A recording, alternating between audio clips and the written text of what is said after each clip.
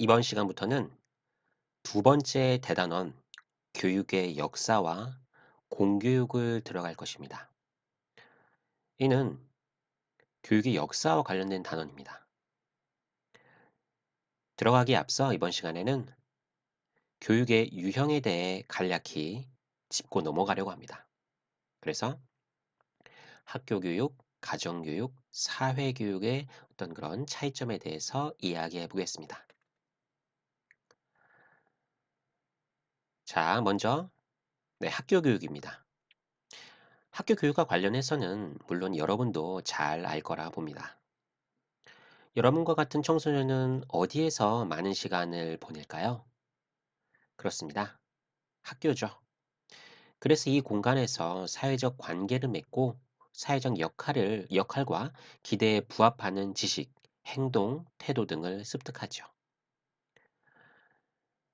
학교 교육과 관련해서 교육기본법에서는 어떻게 표현되고 있을까요?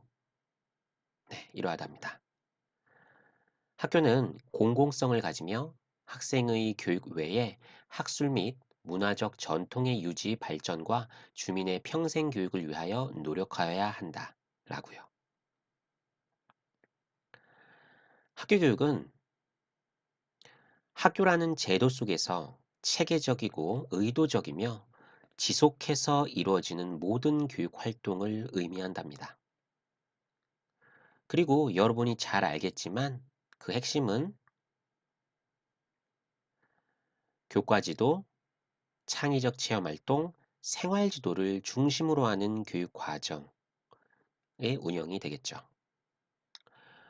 먼저 교과 지도는 교과 수업의 계획, 지도, 평가를 포함하고 수업 계획을 세우고 구체적인 수업 활동을 전개하여 평가하는 과정을 거친답니다. 그래서 네, 학습 지도, 다시 말해서 수업을 중심으로 학생의 학습을 촉진하고 수업 이해도를 높이기 위해 다양한 수업 방법과 매체를 활용하는 활동이 되겠습니다.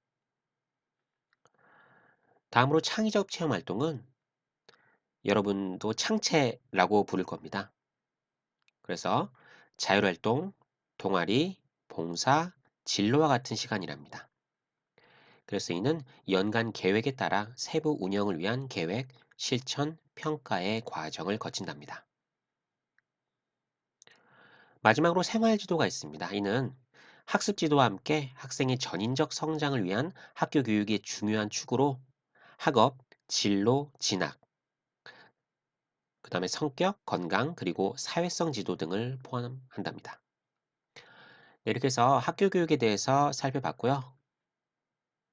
다음은 가정교육입니다. 가정교육은 말 그대로 가정에서 일어나는 교육을 말하겠죠. 우리는 태어나는 순간부터 가정에서 의식주를 해결하고 가정교육을 통해 삶의 목적을 배우고 가족 구성원으로서의 역할을 수행하게 된답니다. 그래서 가정교육은 인간이 건전한 인격을 형성하고 삶을 살아가는데 필요한 지식과 태도를 얻도록 인간 발달의 기본적 틀을 제공합니다. 그럼 이러한 가정교육의 방법에 대해서 우리 조상들은 어떠했는지 우리가 살펴보겠습니다. 먼저 태교가 있습니다. 여러분도 익히 잘 들어봤을 겁니다. 그리고 지금도 계속 행해지고 있고요. 태교는 임신부가 태아에게 좋은 영향을 주기 위하여 말과 행동, 마음가짐 등을 조심하는 교육 활동이랍니다. 즉, 아이가 태어나기 전부터 교육 활동을 한다는 것입니다. 이는 뱃속의 아이도 소중한 생명체로 인식하고 부모의 양육 책임을 강조한 것입니다.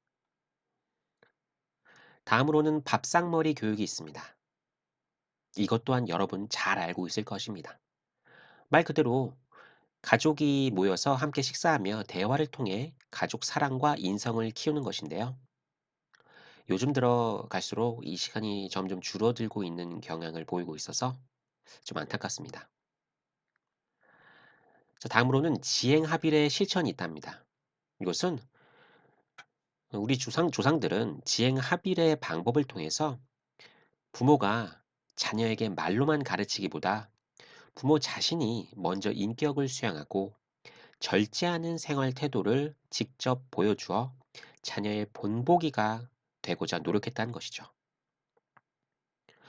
이는 자녀 교육에 대한 부모의 책임을 강조한 것입니다.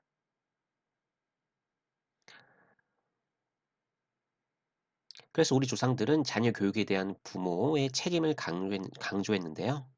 이와 관련된 고사를 인용해 보면 이황희 저술한 여성 교훈서인 규중요람이 있습니다. 여기에서는 아들을 가르치지 않으면 우리 집을 망치고 땅을 가르치지 않으면 남의 집을 망친다. 자녀를 가르치지 않는 것은 부모의 죄다라고 밝힌 부분이 있답니다. 즉, 자녀 교육에 대한 부모의 책임을 강조한 것입니다. 네, 다음으로 사회교육이 있습니다. 사회교육은 말 그대로 그 공간이 사회가 되겠죠. 즉, 학교 외에서 전개되는 조직적인 교육 활동으로 청소년과 성인을 위한 계속 교육의 프로그램 및 활동을 말합니다. 그래서 타의가 아닌 학습자의 자발성이 강조되겠죠.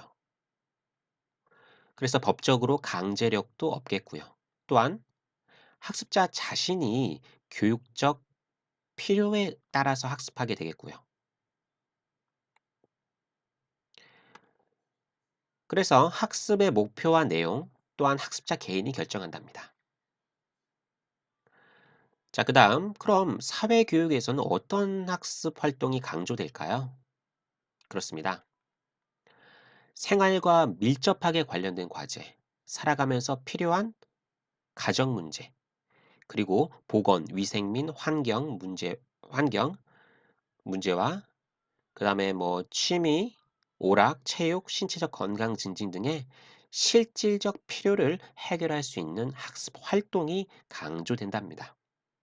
그래서 다양한 학습 내용과 방법을 적용하고 학습자의 나이, 성, 직업, 계층, 거주 지역 등에 따라 사회교육은 다르게 그렇게 전개된다는 것이죠.